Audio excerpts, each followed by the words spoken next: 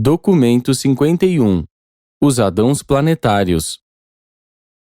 Durante a dispensação de um príncipe planetário, o homem primitivo alcança o limite do desenvolvimento evolucionário natural.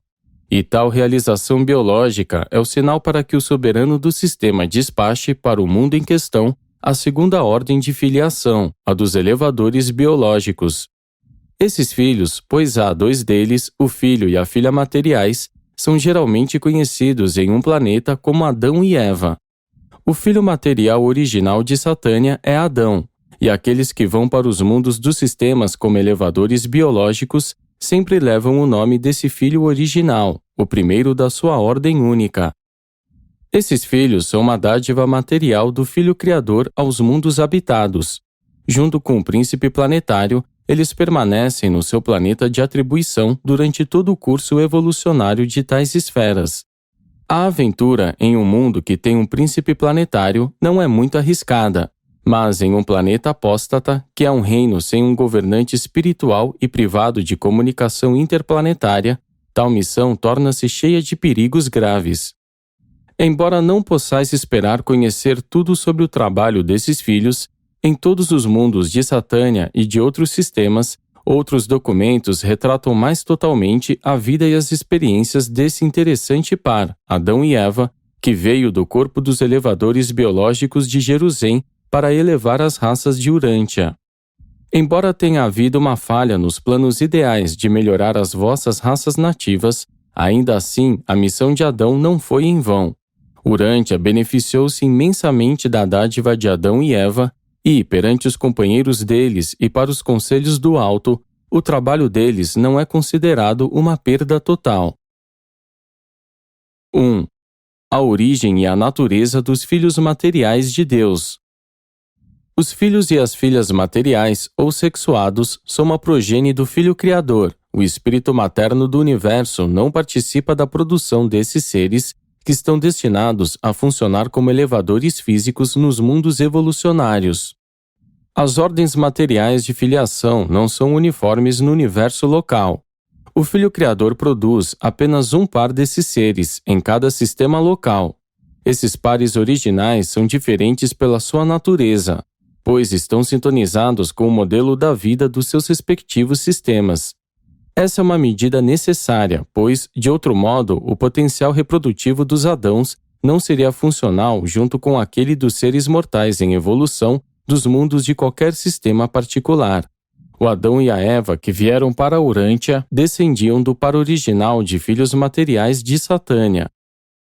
Os filhos materiais têm uma altura que varia de 2,5 metros a 3 metros, e os seus corpos brilham com um halo de luz radiante de tonalidade violeta. Embora o sangue material circule nos seus corpos materiais, eles estão também sobrecarregados de energia divina e luz celeste. Esses filhos materiais, os Adãos, e as filhas materiais, as Evas, são iguais um ao outro, diferindo apenas na sua natureza reprodutiva e por alguns dons químicos. Eles são iguais, ainda que diferenciados pelo masculino e o feminino, sendo, portanto, complementares, e são projetados para servir aos pares em quase todos os seus compromissos.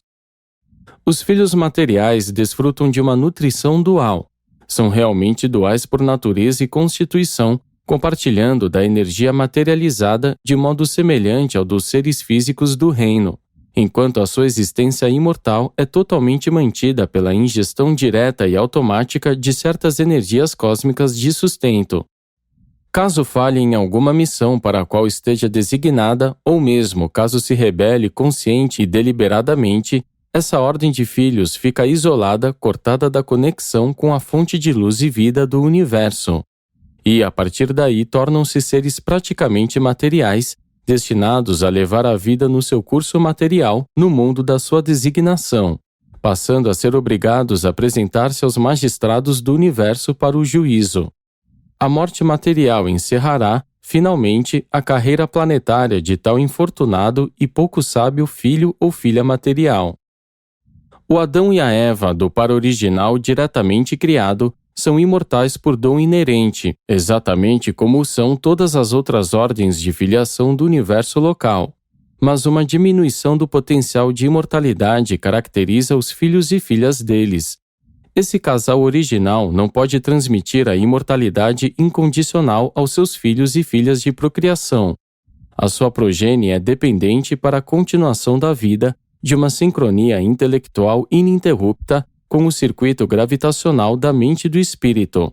Desde o início, no sistema de Satânia, 13 Adãos planetários perderam-se em rebeliões e no erro, e 681.204 deles em posições subordinadas de confiança. A maioria dessas faltas ocorreu na época da rebelião de Lúcifer. Enquanto vivem como cidadãos permanentes nas capitais dos sistemas e mesmo funcionando em missões descendentes nos planetas revolucionários, os filhos materiais não possuem ajustadores do pensamento. Mas é por meio desses mesmos serviços que eles adquirem a capacidade experiencial para a residência do ajustador e para a carreira de ascensão ao paraíso. Esses seres únicos e maravilhosamente úteis são elos de conexão entre o mundo espiritual e o mundo físico. Eles concentram-se nas sedes centrais dos sistemas, onde se reproduzem e conduzem a vida como cidadãos materiais do reino e de onde são despachados para os mundos evolucionários. Diferentemente de outras ordens de filhos criadas para o serviço planetário, a ordem material de filiação não é, por natureza, invisível para as criaturas materiais como os habitantes de Urântia. Esses filhos de Deus podem ser vistos, compreendidos e, por sua vez, podem se intermesclar de fato com as criaturas do tempo. Poderiam até mesmo procriar junto com eles, embora esse papel de elevação biológica fique em geral entregue à progenie de tais Adãos planetários. Em Jerusalém, os filhos leais de qualquer Adão e Eva são imortais, mas a progenie de um filho e uma filha material, procriada depois da sua chegada em um planeta evolucionário, não é assim imune à morte natural.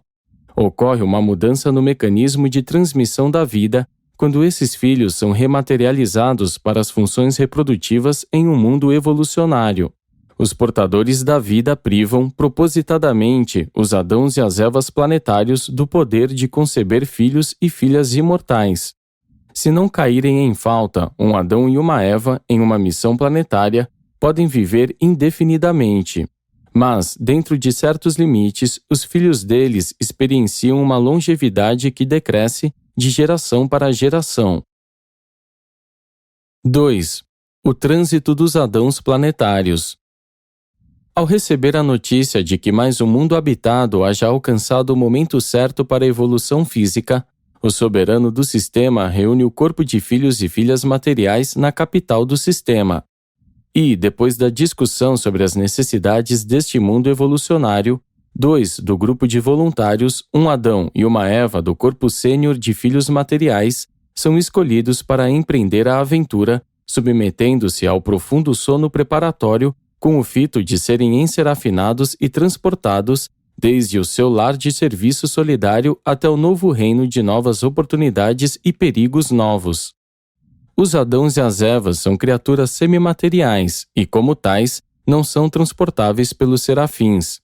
Antes, eles devem submeter-se à desmaterialização na capital do sistema, com o fito de poderem ser enserafinados no transporte até o mundo da sua designação. Os serafins de transporte são capazes de efetuar tais alterações nos filhos materiais e em outros seres semimateriais, para capacitá-los a serem serafinados e, assim, transportados no espaço de um mundo ou sistema para outro.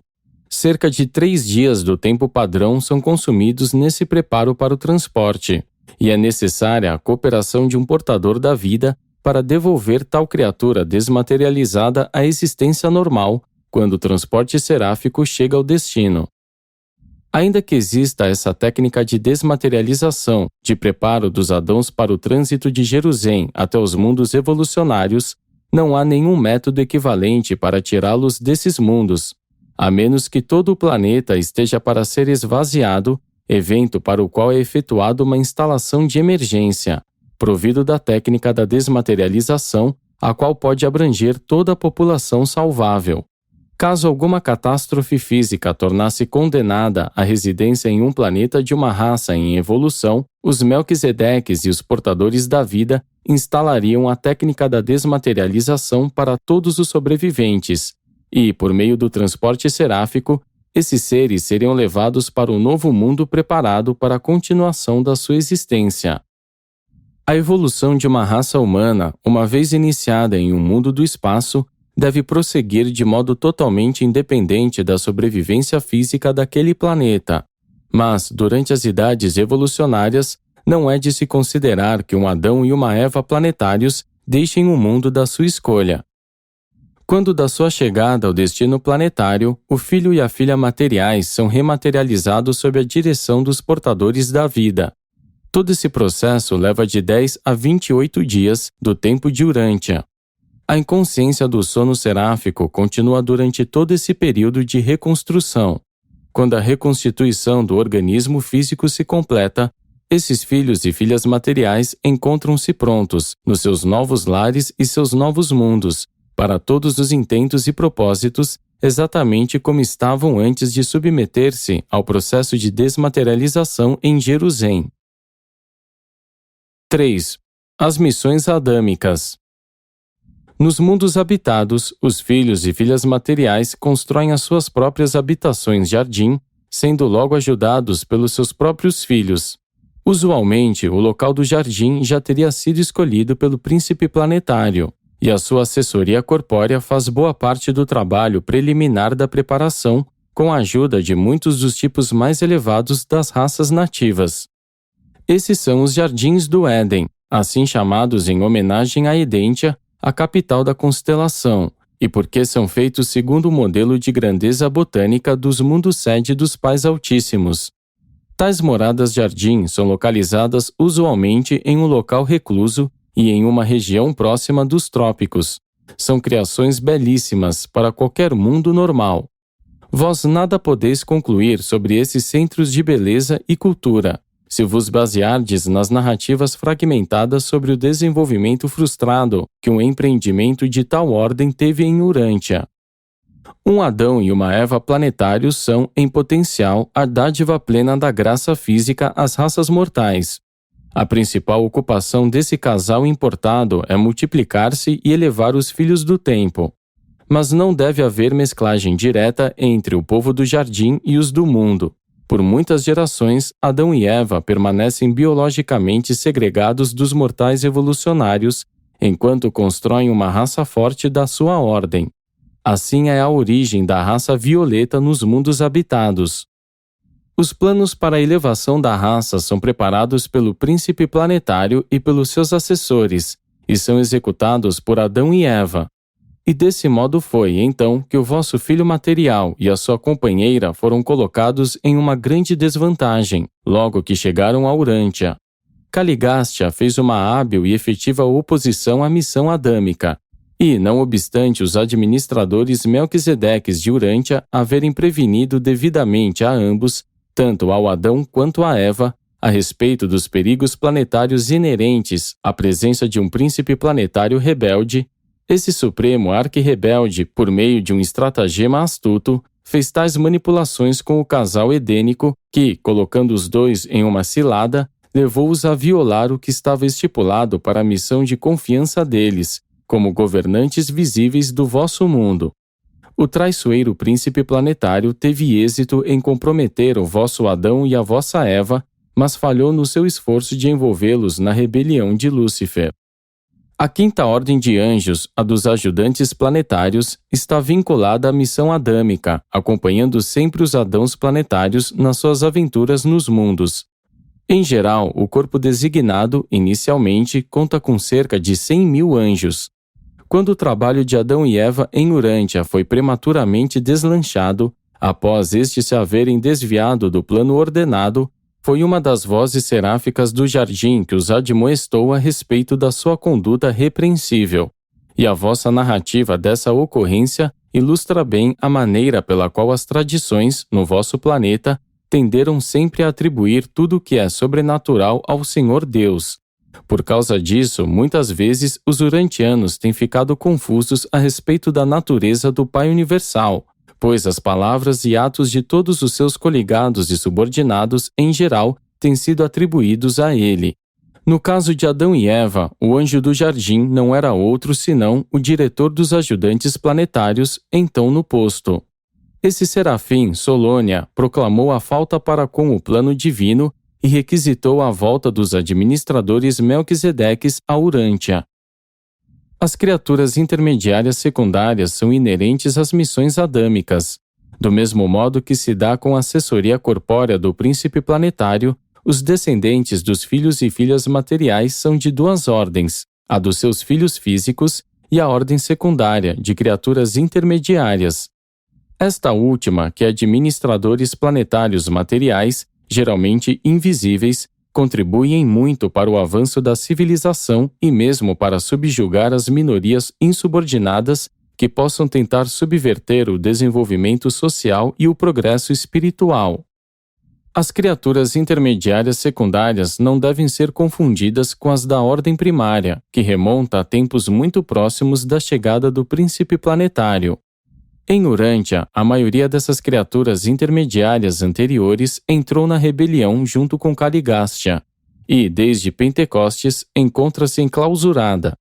Muitas das criaturas do grupo adâmico, que não permaneceram leais à administração planetária, do mesmo modo estão reclusas. No dia de Pentecostes, as criaturas primárias e secundárias leais fizeram uma união voluntária e têm funcionado como uma unidade, em relação aos assuntos deste mundo desde então. Servem sob a liderança de criaturas intermediárias leais, alternadamente escolhidas dos dois grupos. O vosso mundo foi visitado já por 4 ordens de filiação: Caligástia, o príncipe planetário; Adão e Eva, os filhos materiais de Deus; Maquiventa Melquisedeque, o sábio de Salém nos dias de Abraão; e Cristo Micael, que veio como filho do paraíso em alto outorga. Quanto mais efetivo e belo não teria sido se Micael, o governante supremo do universo de Nébadon, tivesse recebido no vosso mundo as boas-vindas de um príncipe planetário leal e eficiente junto a um filho material devotado e cheio de êxito, pois ambos poderiam haver realizado muito para elevar o trabalho da vida e missão do filho auto-outorgado. Contudo, nem todos os mundos têm sido tão desafortunados como Urântia. Nem assim tão difícil tem sido a missão dos Adãos planetários, nem tão arriscada. Quando têm êxito, eles contribuem para o desenvolvimento de um grande povo e continuam como chefes visíveis dos assuntos do planeta, ainda por bastante tempo, na idade em que esse mundo se torna estabelecido em luz e vida.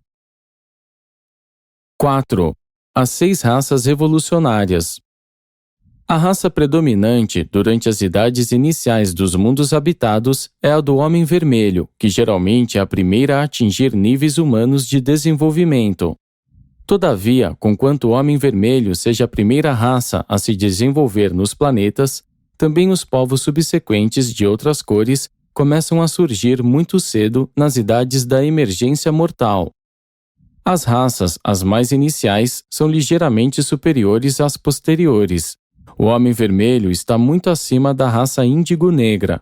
Os portadores da vida transmitem o dom pleno das energias vivas à raça inicial ou vermelha, e cada manifestação evolucionária que se sucede, de grupos distintos de mortais, representa uma variação às custas do dom original.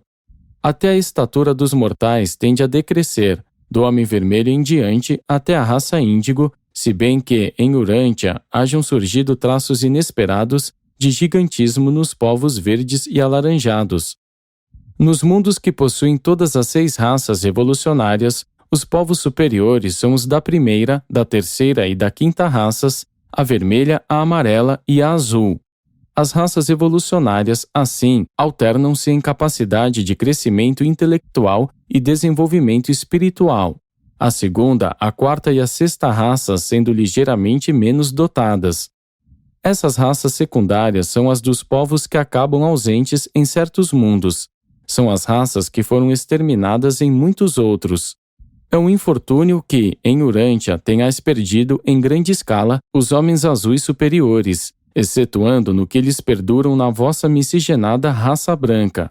A perda das vossas linhagens alaranjadas e verdes não é tão preocupante. A evolução de 6 ou de 3 raças coloridas, ainda que possa parecer uma deterioração dos dons originais do homem vermelho, proporciona algumas variações bastante desejáveis nos tipos mortais, e dá expressão a diversos potenciais humanos que, de outro modo, seriam inalcançáveis. Essas modificações se fazem benéficas ao progresso da humanidade, como um todo, desde que sejam posteriormente elevadas pela importação da raça adâmica ou violeta. Em Urântia, esse plano usual de miscigenação não foi levado até onde devia, e tal fracasso em executar o plano de evolução da raça torna impossível para vós compreenderdes apenas observando os remanescentes dessas raças primitivas no vosso mundo, o suficiente sobre o status alcançado por esses povos em um planeta habitado normal. Na primeira fase do desenvolvimento racial, há uma ligeira tendência de os homens vermelhos, amarelos e azuis se mesclarem entre si, e uma tendência semelhante de que as raças alaranjadas, verdes e as de cor índigo também se mesclem entre si. Os humanos mais atrasados são, geralmente, empregados como trabalhadores pelas raças de mais progresso. Isso explica a origem da escravatura nos planetas durante as idades iniciais. Os homens alaranjados geralmente são dominados pelos vermelhos e reduzidos ao status de servos, sendo algumas vezes exterminados. Os homens amarelos e os vermelhos frequentemente confraternizam entre si, mas não sempre. A raça amarela geralmente escraviza a verde, enquanto os homens azuis dominam os índigos. Essas raças de homens primitivos, ao utilizarem os serviços dos seus companheiros mais atrasados em tarefas obrigatórias, não pensam neles mais do que os urantianos o fazem ao comprarem e venderem cavalos e gado.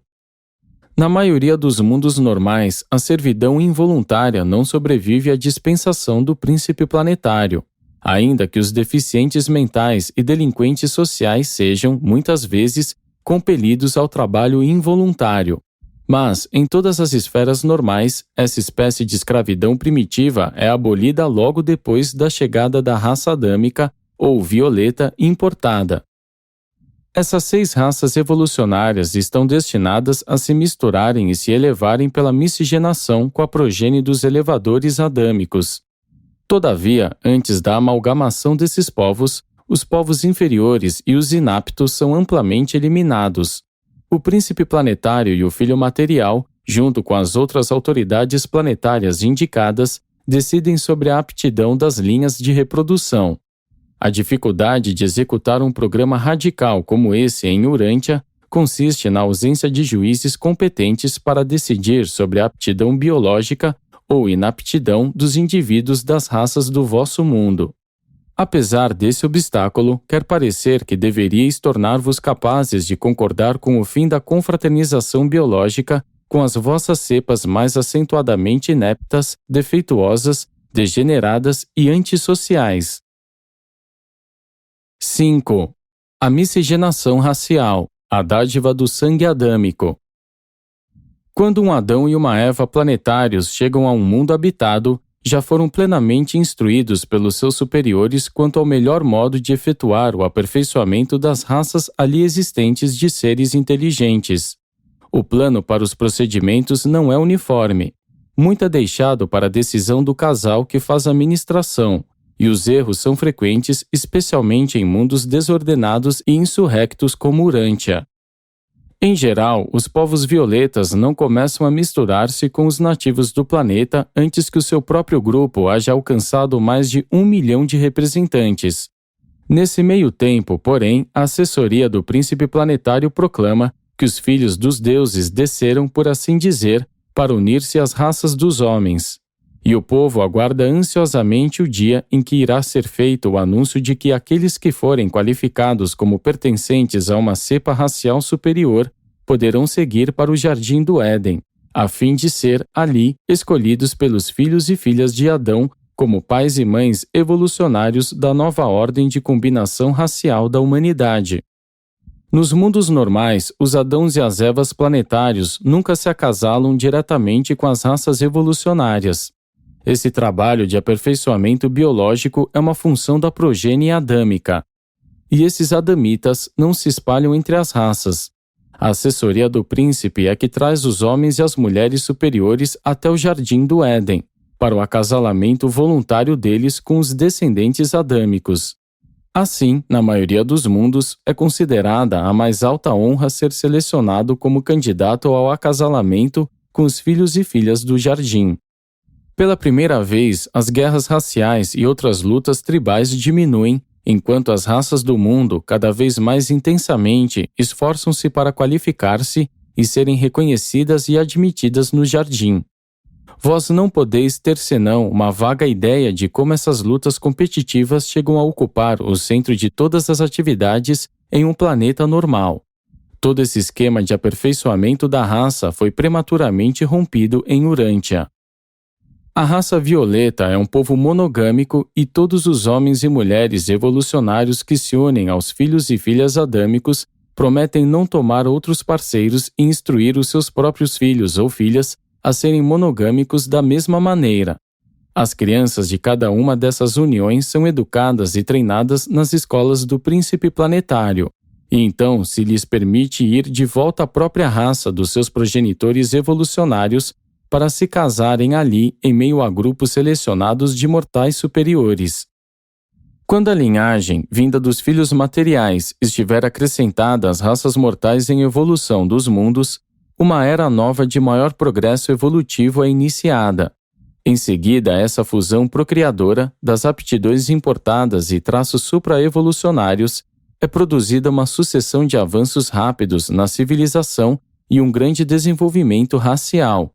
Em 100 mil anos, mais progresso é feito do que em 1 milhão de anos da luta anterior. No vosso mundo, mesmo em face do malogro dos planos ordenados, um grande progresso aconteceu, desde que a dádiva do plasma da vida de Adão veio para os vossos povos. Embora toda uma linhagem pura de filhos de um jardim do Éden no planeta possa outorgar-se aos membros superiores das raças evolucionárias e, por meio disso, elevar o nível biológico da humanidade, não seria benéfico, todavia, para as cepas mais elevadas dos mortais de Urântia acasalarem-se com as raças inferiores. Esse procedimento pouco sábio poderia colocar em risco toda a civilização no vosso mundo. Havendo fracassado na realização da harmonia entre as raças pela técnica adâmica, deveis agora resolver o problema do aperfeiçoamento racial no planeta por outros métodos, basicamente humanos, de adaptação e controle. 6. O regime edênico. Na maioria dos mundos habitados, os jardins do Éden persistem como magníficos centros culturais e continuam a funcionar como modelos sociais para os usos e a conduta planetária, idade após idade. Mesmo nos tempos iniciais, quando os povos violetas ficam relativamente segregados, suas escolas recebem os candidatos apropriados provenientes das raças do mundo, enquanto os desenvolvimentos industriais do jardim abrem novos canais de intercâmbio comercial. Assim, os Adãos, as Evas e sua progenie contribuem para uma súbita expansão cultural e para o rápido aperfeiçoamento das raças evolucionárias dos seus mundos. E todas essas relações são implementadas e seladas pela miscigenação das raças evolucionárias com os filhos de Adão, resultando em uma imediata elevação do status biológico, advindo uma estimulação do potencial intelectual e um aumento da receptividade espiritual. Nos mundos normais, o jardim, sede da raça violeta, transforma-se no segundo centro de cultura do mundo e, juntamente com a cidade sede central do príncipe planetário, dita o ritmo do desenvolvimento da civilização. Por séculos, as escolas da cidade sede central do príncipe planetário e as escolas do jardim de Adão e Eva permanecem contemporâneas. Em geral, não ficam muito distantes e trabalham juntas em cooperação harmoniosa. Pensai sobre o que significaria para o vosso mundo se em algum lugar no Levante houvesse um centro mundial de civilização, uma grande universidade planetária de cultura que teria funcionado ininterruptamente por 37 mil anos. E de novo, parai para considerar como a autoridade moral de um centro tão antigo não seria reforçada se estivesse situada não muito distante de uma outra sede central, mais antiga ainda e de ministração celeste, cuja tradição teria exercido uma força acumulativa de 500.000 anos de influência evolucionária integrada. São os hábitos que acabam por disseminar os ideais do Éden a todo um mundo. As escolas do príncipe planetário ocupam-se principalmente da filosofia, religião, moral, realizações intelectuais e artísticas. As escolas do Jardim de Adão e Eva devotam-se, geralmente, às artes aplicadas, educação intelectual fundamental, cultura social, desenvolvimento econômico, relações de comércio, aptidão física e governo civil. Finalmente, esses centros mundiais fundem-se. Mas tal afiliação de verdade algumas vezes não acontece até os tempos do primeiro filho magisterial. A existência continuada do Adão e Eva planetários, aliada ao núcleo da filiação pura da raça violeta, confere uma estabilidade de crescimento à cultura edênica, pois essa cultura passa a atuar sobre a civilização de um mundo com a força convincente da tradição. Nesses filhos e filhas materiais imortais, encontramos o último e indispensável elo que conecta Deus ao homem, elo este que reduz o abismo quase infinito entre o Criador eterno e as personalidades finitas inferiores do tempo. Eis, pois, um ser de alta origem que é físico, material e mesmo uma criatura sexuada como os mortais de Urântia, que pode ver e compreender o príncipe planetário invisível e interpretá-lo para as criaturas mortais do reino. Pois os filhos e filhas materiais são capazes assim de ver todas as ordens menos elevadas de seres espirituais. Eles enxergam o príncipe planetário e toda a sua assessoria, visível e invisível.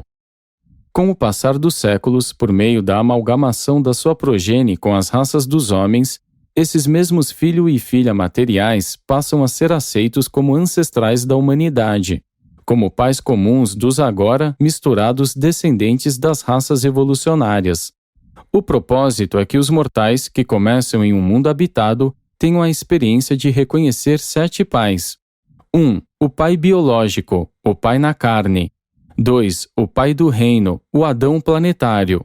3. O pai das esferas, o soberano do sistema. 4. O pai altíssimo, o pai da constelação. 5. O pai do universo, o Filho Criador e governante supremo das criações locais. 6. Os superpais, os anciães dos dias que governam o superuniverso. 7. O Pai do Espírito ou Pai de Avona, o Pai universal que se encontra no paraíso e que outorga o seu espírito para viver e trabalhar nas mentes das criaturas inferiores que habitam o universo dos universos. 7. A administração unificada. De tempos em tempos, os filhos avonais do paraíso vêm aos mundos habitados para cumprir funções judiciais. O primeiro avonal a chegar em uma missão magisterial, porém, inaugura a 4ª dispensação de um mundo evolucionário do tempo e do espaço. Em alguns planetas nos quais esse filho magisterial é universalmente aceito, ele permanece durante uma idade. E assim o planeta prospera sob o governo conjunto de 3 filhos, o príncipe planetário, o filho material e o filho magisterial, os 2 últimos sendo visíveis para todos os habitantes do reino. Antes que o primeiro filho magisterial conclua sua missão em um mundo normal evolucionário, terá sido efetuada a unificação dos trabalhos educacionais e administrativos do príncipe planetário e do filho material. Essa amalgamação da supervisão dual em um planeta traz à existência uma ordem nova e efetiva de administração para o mundo. Com a partida do filho magisterial, o Adão planetário assume a direção exterior da esfera. O filho e a filha materiais, assim, atuam conjuntamente como administradores planetários, até o estabelecimento do mundo na era de luz e vida, quando então o príncipe planetário é elevado à posição de soberano planetário. Durante essa idade de evolução avançada, Adão e Eva transformam-se naquilo que poderia ser chamado de os primeiros ministros conjuntos do reino glorificado. Tão logo a nova e consolidada capital do mundo em evolução estiver bem estabelecida e tão rapidamente quanto puderem ser bem treinados os administradores subordinados competentes, as subcapitais serão fundadas em territórios distantes em meio a diferentes povos. Antes da chegada de um outro filho dispensacional, entre 50 e 100 desses subcentros haverão sido organizados. O príncipe planetário e sua assessoria ainda fomentam os domínios das atividades espirituais e filosóficas. Adão e Eva dedicam atenção especial ao status físico, científico e econômico do reino. Ambos os grupos dedicam igualmente suas energias à promoção da arte, às relações sociais e às relações intelectuais. À época da inauguração da quinta dispensação dos assuntos do mundo, uma administração magnífica das atividades planetárias terá sido realizada. A existência mortal em uma esfera tão bem governada é de fato estimulante e produtiva. E se os urantianos pudessem apenas observar a vida em um planeta assim, iriam imediatamente dar o devido valor àquelas coisas que o seu mundo perdeu ao abraçar o mal e participar da rebelião. Apresentado por um filho Lanonandek secundário do Corpo de Reserva. Corpo de Reserva. Corpo de Reserva.